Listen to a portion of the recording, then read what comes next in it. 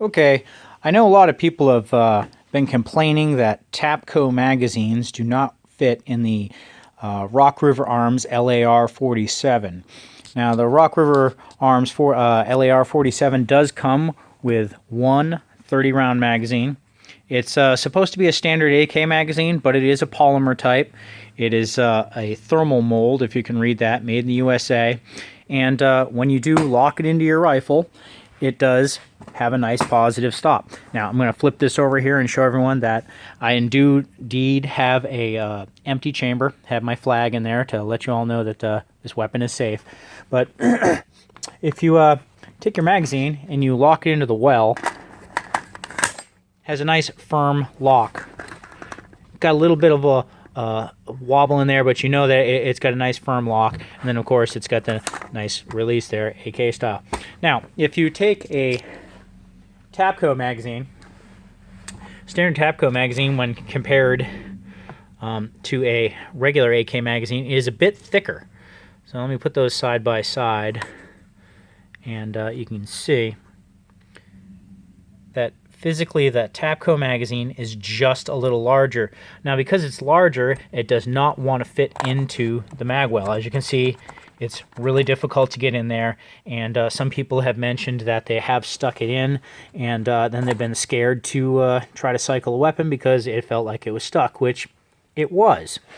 What I've done is I got a really good deal on some Tapco mags, so I figured why not sand on them a little bit since they were only $8 a piece, and see what I got. By the way, you can tell that I like 20 rounders instead of 30 because they're just easier to carry, I think.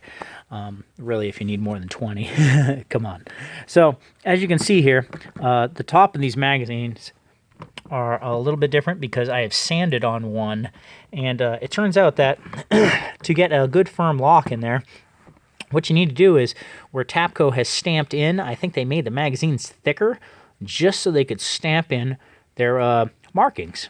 And so on one side it says the caliber, and on the other it says the Tapco. And as you can see, she's pretty thick. So what I did is I took it down just to the point where I got rid of Tapco, and I rounded the back of the feed lips there just a little bit. And on the other side, I took off the caliber. And any of you who are going, oh, you took off what caliber the magazine is. If you don't know what caliber your magazines are for what rifles, you probably shouldn't be shooting. I'm sorry. So, anyway, you can see with my nice sanded magazine that I can take it. Locks right into the mag well. Nice and firm. And comes right out. Now, mine locks in there, and I don't have any wobble at all, whereas the standard AK mag does. Now, if you work your magazine in and out a few times, what you'll get is you can see that kind of shiny spot right there on the magazine. That's what you call a witness mark.